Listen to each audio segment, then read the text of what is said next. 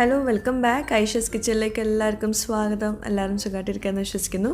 അപ്പോൾ ഇന്ന് വന്നിട്ടുള്ളത് നല്ലൊരു വെറൈറ്റി ആയിട്ടുള്ളൊരു കൊള്ളി സാൻഡ്വിച്ച് റെസിപ്പിയുമായിട്ടാണ്.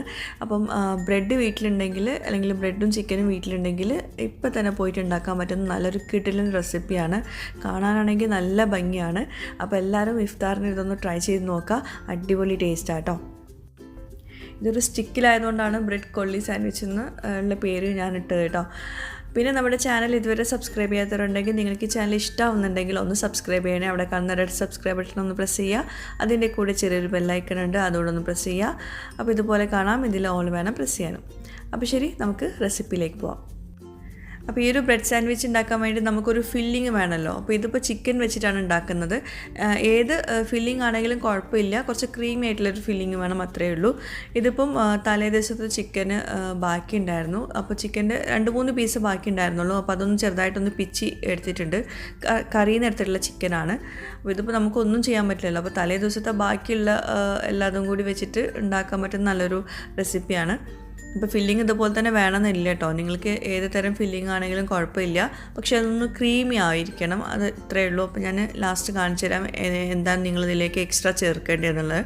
അപ്പോൾ ഒരു പാൻ ചൂടാക്കിയിട്ട് അതിലേക്ക് കുറച്ച് ഓയിൽ ഒഴിച്ചു കൊടുത്തിട്ടുണ്ട്. പിന്നെ സവോള ചെറുതായിട്ട് അരിഞ്ഞത് ചേർത്ത് കൊടുത്തിട്ടുണ്ട്. അതിൻ്റെ കൂടെ ചിക്കൻ്റെ ബ്രസ്റ്റ് പീസ് ചെറിയ പീസ് എടുത്തിട്ട് ഞാൻ നല്ല പൊടിയായിട്ട് അരിഞ്ഞിട്ട് അതും കൂടി ചേർക്കുന്നുണ്ട്. കാരണം നമ്മുടെ ഫില്ലിങ്ങിനായിട്ടുള്ള ചിക്കന് തലേ ദിവസത്തെ ബാക്കി വന്നത് കുറച്ച് മാത്രമേ ഉണ്ടായിരുന്നുള്ളൂ. അപ്പോൾ ഞാൻ കുറച്ച് ബ്രസ്റ്റ് പീസ്, ചെറിയൊരു പീസ് ബ്രസ്റ്റ് പീസ് എടുത്തിട്ട് സെപ്പറേറ്റ് ഞാൻ വേവിച്ചൊന്നും എടുത്തിട്ടില്ല, അത് കുഞ്ഞതായിട്ട് ചോപ്പ് ചെയ്തിട്ട് ഇതിലേക്ക് ഇട്ട് കൊടുത്തിട്ടുണ്ട്. അതിൻ്റെ കൂടെ കുറച്ച് സോയ സോസും കൂടി ഒഴിച്ചു കൊടുത്തിട്ടുണ്ട്. അപ്പോൾ ഫില്ലിങ് ഞാൻ പറഞ്ഞല്ലോ, നിങ്ങൾക്ക് ഇഷ്ടമുള്ളത് ചേർത്ത് കൊടുക്കാം. ഏത് ഫില്ലിംഗ് ആണെങ്കിലും കുഴപ്പമില്ല. അതിൻ്റെ കൂടെ കുറച്ച് മയണൈസും കൂടി ചേർത്താൽ മതി. അപ്പം ഞാനിതിലേക്ക് കുറച്ച് ക്യാബേജ്, അതും വളരെ കുഞ്ഞതായിട്ട് അരിഞ്ഞിട്ട്, വലിയ പീസ് ആക്കരുത് കേട്ടോ, കാരണം നമ്മളുടെ ഫില്ലിങ് നല്ല പൊടിയായിട്ടുള്ളത് വേണം. അപ്പം ക്യാബേജും ചേർത്ത് കൊടുത്തിട്ടുണ്ട്. അപ്പം ചിക്കന് പൊടിയായിട്ട് അരിഞ്ഞതുകൊണ്ട് തന്നെ പെട്ടെന്ന് കുക്കാവും. എന്നിട്ട് നമുക്കിതിലേക്ക് നമ്മൾ നേരത്തെ കുക്ക് ചെയ്ത് വെച്ചിട്ടുള്ള കറിയിൽ നിന്നുള്ള ചിക്കന് പിച്ചിട്ടത് ഇതിലേക്ക് ചേർത്ത് കൊടുക്കാം. എന്നിട്ട് നന്നായിട്ട് മിക്സ് ചെയ്ത് കൊടുക്കാം. പിന്നെ ഇതിലേക്ക് എക്സ്ട്രാ മസാലപ്പൊടികളൊന്നും ഞാൻ ചേർക്കുന്നില്ല, കാരണം കറിയിലുള്ള ചിക്കനിൽ അത്യാവശ്യം സ്പൈസൊക്കെ ഉണ്ട്. അപ്പോൾ അതുകൊണ്ട് ഒന്നും ചേർക്കുന്നില്ല. ഇനിയിപ്പോൾ ടേസ്റ്റ് നോക്കിയിട്ട് നിങ്ങൾക്ക് എന്തെങ്കിലും ആവശ്യമുണ്ടെങ്കിൽ അതൊക്കെ പൊടികളൊക്കെ ഇട്ട് കൊടുക്കുക.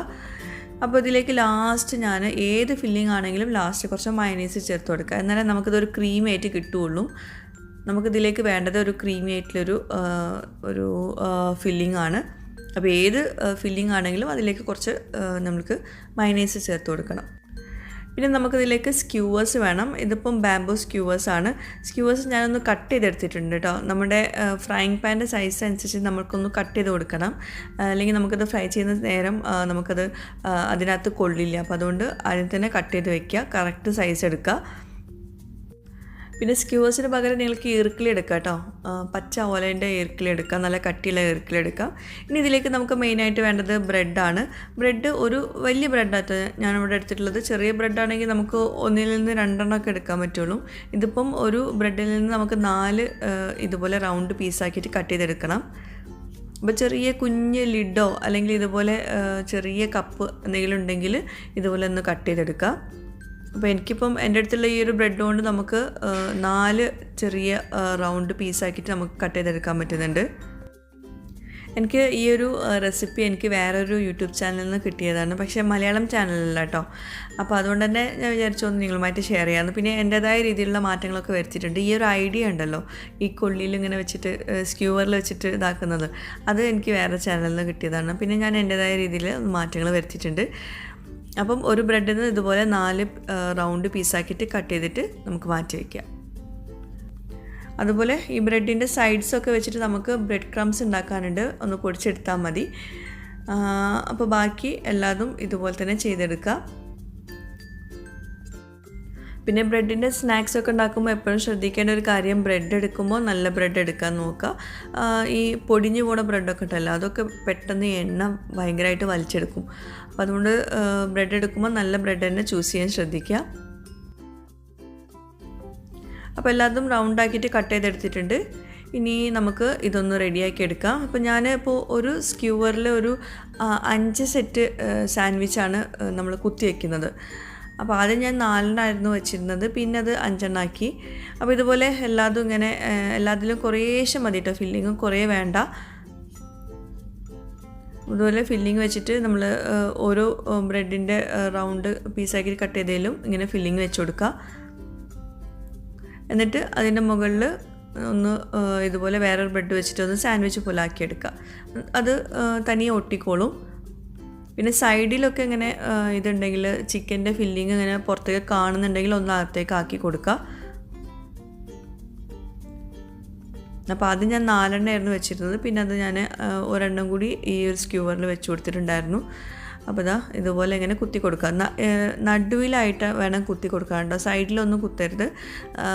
ഈ ഒരു സാൻഡ്വിച്ചിൻ്റെ എക്സാക്റ്റ് നടുവിൽ ഇങ്ങനെ ആക്കി കൊടുക്കുക. സൈഡിലാക്കിയാൽ കുഴപ്പമൊന്നുമില്ല, പക്ഷെ നമ്മൾ ഫ്രൈ ചെയ്യുന്ന സമയത്ത് ചിലപ്പം അതിൽ നിന്ന് വിട്ടു പോവും. അപ്പോൾ അതുകൊണ്ട് തന്നെ എക്സാക്റ്റ് നടുവിലാക്കിയിട്ട് തന്നെ ഇതുപോലെ കുത്തി കൊടുക്കുക.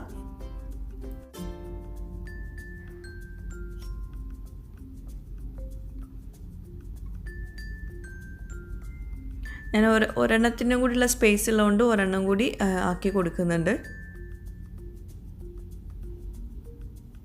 ശരിക്കും ഇത് ഇങ്ങനെ ഫ്രൈ ചെയ്തിട്ട് കാണാൻ തന്നെ നല്ല ഭംഗിയാണ്, നല്ല ക്രിസ്പാട്ടോ പുറമേ, അകത്ത് നല്ല സോഫ്റ്റ് ആയിട്ടുള്ള സാൻഡ്വിച്ചിൻ്റെ ടേസ്റ്റുമാണ്. നല്ല അടിപൊളി ടേസ്റ്റ് ആയിരുന്നു കേട്ടോ, ഞാൻ ഇങ്ങനെയൊന്നും പ്രതീക്ഷിച്ചില്ല. അപ്പോൾ അതുകൊണ്ട് തന്നെ എനിക്ക് ഭയങ്കരമായിട്ട് ഇഷ്ടപ്പെട്ടു. അപ്പോൾ ഇതാ നമ്മൾ ഒരു സ്ക്യൂവറിൽ ഇങ്ങനെ സാൻഡ്വിച്ച് ആക്കി വെച്ചിട്ടുണ്ട്. ഇനി നമുക്ക് രണ്ടാമത്തെ സ്ക്യൂവർ ഇതുപോലെ തന്നെ റെഡിയാക്കി എടുക്കാം. പിന്നെ ഇതിപ്പം 2 മാത്രമേ ഞാനിപ്പോൾ ഉണ്ടാക്കുന്നുള്ളൂ, പിന്നെ 2 കൂടി ഞാൻ ഇഫ്താറിൻ്റെ സമയത്തേക്ക് ഉണ്ടാക്കിയിട്ടുണ്ടായിരുന്നു. ഞാൻ വിചാരിച്ചു ഇത് തണുത്ത് കഴിഞ്ഞിട്ടുണ്ടെങ്കിൽ ഭയങ്കര സോഫ്റ്റ് ആവുന്നു, പക്ഷെ അങ്ങനെയൊന്നും ഇല്ല കേട്ടോ, തണുത്ത് കഴിഞ്ഞാൽ സോഫ്റ്റ് ആവുന്നൊന്നും ഇല്ലായിരുന്നു. ഇപ്പോൾ ഉണ്ടാക്കിയത് ഇഫ്താറിൻ്റെ സമയത്ത് കഴിച്ചപ്പോൾ നല്ല ക്രിസ്പായിട്ടുണ്ടായിരുന്നു പുറമേ. അപ്പോൾ ഉണ്ടാക്കുന്ന സമയത്ത് ഞാൻ പറഞ്ഞ കാര്യങ്ങളൊക്കെ ഒന്ന് ശ്രദ്ധിക്കുക. അപ്പോൾ രണ്ടാമത്തെ സ്ക്യൂവറിലും ഇതുപോലെ സാൻഡ്വിച്ച് ഇങ്ങനെ കുത്തി വെച്ചിട്ടുണ്ട്.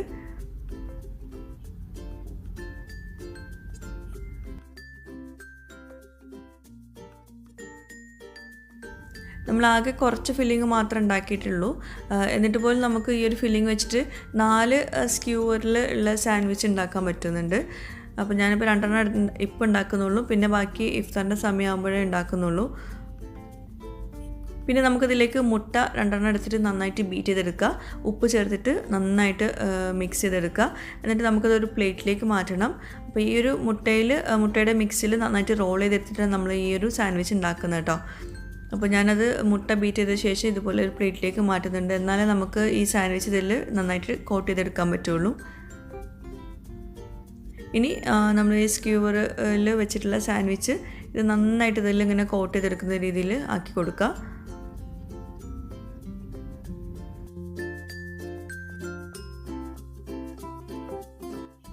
ഈ സാൻഡ്വിച്ചിൻ്റെ പുറമേ മൊത്തത്തിൽ മുട്ടയുടെ മിക്സിൽ നന്നായിട്ട് കോട്ട് ചെയ്ത് കിട്ടണം. അകത്ത് വല്ലാണ്ട് മുട്ടയുടെ മിക്സ് വരണമെന്നില്ല കേട്ടോ, പുറമേ മാത്രം മതി. ഇനി ഇത് നമ്മൾ ഈ ബ്രെഡിൻ്റെ സൈഡൊക്കെ എടുത്തിരുന്നല്ലോ, അപ്പോൾ അതെടുത്തിട്ട് പൊടിച്ചതാണ് ഇപ്പോൾ ഇത്, ഈ ബ്രെഡിൻ്റെ പൊടി. അപ്പോൾ അതിൽ നന്നായിട്ട് വീണ്ടും ഒന്ന് കോട്ട് ചെയ്തെടുക്കുക.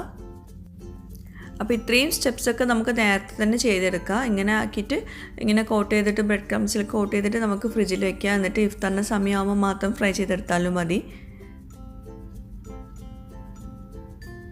അപ്പോൾ ഇതുപോലെ മറ്റേതും ഇതുപോലെ ബ്രെഡിൻ്റെ പൊടിയിൽ നന്നായിട്ട് കോട്ട് ചെയ്തെടുക്കുക.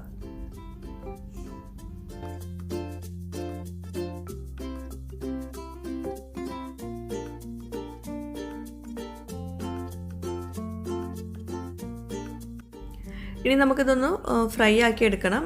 ഞാനൊരു പാന്, അതിന് കറക്റ്റായിട്ടുള്ളൊരു പാന് ചൂടാക്കിയിട്ട് അതിലേക്ക് ഓയിൽ ഒഴിച്ച് കൊടുത്തിട്ടുണ്ട്. എണ്ണേൻ്റെ ചൂട് ഭയങ്കരമായിട്ട് ശ്രദ്ധിക്കണം കേട്ടോ. എണ്ണ നല്ലോണം ചൂടായിട്ട് മീഡിയം ഫ്ലെയിമിൽ വെച്ചിട്ട് വേണം നമുക്കിത് ഫ്രൈ ചെയ്തെടുക്കാൻ വേണ്ടിയിട്ട്.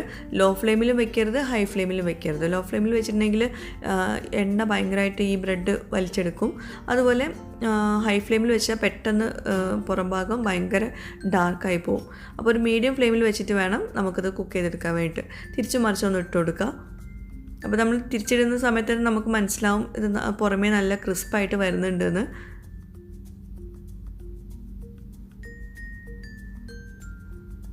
നല്ല ടേസ്റ്റാട്ടോ അത് കഴിക്കാൻ. ആ ഒരു പുറമേ നല്ല ക്രിസ്പിയും അകത്ത് നമ്മുടെ ആ ഒരു ഫില്ലിങ്ങും കൂടി വരുമ്പോൾ നല്ല ടേസ്റ്റാണ്. അപ്പോൾ എല്ലാ വശവും ഒന്ന് ക്രിസ്പായിട്ട് ഒന്ന് ഗോൾഡൻ ആയിട്ട് വന്നിട്ടുണ്ടെങ്കിൽ നമുക്ക് അതൊരു പ്ലേറ്റിലേക്ക് മാറ്റാം. കുറേ നേരം ഫ്രൈ ചെയ്യേണ്ടെന്ന് ആവശ്യമില്ല കേട്ടോ. അപ്പോൾ ഇതാണ് നമ്മുടെ കൊള്ളി സാൻഡ്വിച്ച്. ഇതുപോലെ ഇരിക്കും. കാണാൻ തന്നെ നല്ല ഭംഗിയല്ലേ. ഇതെങ്ങനെ റൗണ്ടായിട്ട് വന്നെന്നൊക്കെ നമുക്കിങ്ങനെ ആലോചിച്ച് പോവും. നല്ല രസമാണ് കാണാൻ. നല്ലൊരു സ്പെഷ്യൽ സ്നാക്ക് തന്നെയാണ്. ഭയങ്കര ഈസി ആയിട്ടോ ഉണ്ടാക്കാൻ.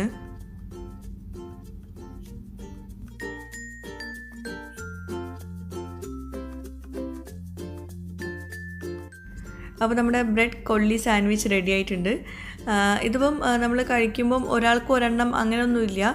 ഇപ്പം ഈ ഒരു സ്ക്യൂവറിൽ നിന്ന് നമുക്ക് 2 പേർക്കൊക്കെ ഇങ്ങനെ എടുത്ത് കഴിക്കുകയോ ചെയ്യാം. ഇതുപോലെ ഇങ്ങനെ സാൻഡ്വിച്ച് ഇങ്ങനെ അടർത്തിയെടുക്കുക, എന്നിട്ട് കഴിക്കുക. നല്ല ടേസ്റ്റാണ്. പുറമേ നല്ല ക്രിസ്പാകത്ത് നല്ല സോഫ്റ്റ് ആൻഡ് ജ്യൂസി ആയിട്ടുള്ള നല്ലൊരു ബ്രെഡ് സാൻഡ്വിച്ച് റെസിപ്പിയാണ് കേട്ടോ. പുറമേ ക്രിസ്പാണ്, അകത്ത് നല്ല സോഫ്റ്റും നല്ല ചിക്കൻ്റെ ഒക്കെ നല്ലൊരു ഫ്ലേവറുള്ള നല്ലൊരു സ്നാക്കാണ്.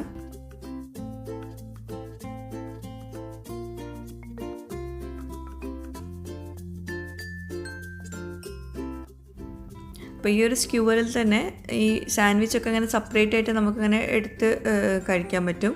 അപ്പം ഒരു സ്ക്യൂവറിൽ നമ്മളിപ്പം 5 സാൻഡ്വിച്ച് വെച്ചിട്ടുണ്ടല്ലോ. അപ്പോൾ അതിങ്ങനെ എല്ലാതും സെപ്പറേറ്റ് ആയിട്ട് എടുക്കാൻ പറ്റും. നമ്മൾ ഫ്രൈ ചെയ്ത ശേഷം അങ്ങനെ സെപ്പറേറ്റ് ആ സ്ക്യൂവറിൽ നിന്ന് എടുത്ത് മാറ്റിയാലും മതി. പക്ഷേ ഇതിങ്ങനെ കാണുമ്പോഴാണ് ഭംഗി. അപ്പോൾ ഇന്നത്തെ നമ്മുടെ ബ്രെഡ് സാൻഡ്വിച്ച് റെസിപ്പി എല്ലാവർക്കും ഇഷ്ടമായിട്ടുണ്ടാവും എന്ന് വിശ്വസിക്കുന്നു. അപ്പോൾ എല്ലാവരും ട്രൈ ചെയ്യുക. എന്നിട്ട് നിങ്ങളുടെ ഫീഡ്ബാക്ക്സ് താഴെ കമൻറ്റ് ബോക്സിൽ എഴുതി അറിയിക്കാൻ മറക്കരുത്. പുതിയൊരു വീഡിയോയുമായിട്ടോ വ്ളോഗുമായിട്ടൊക്കെ വരുന്നവരേക്കും ബൈ. Thank you.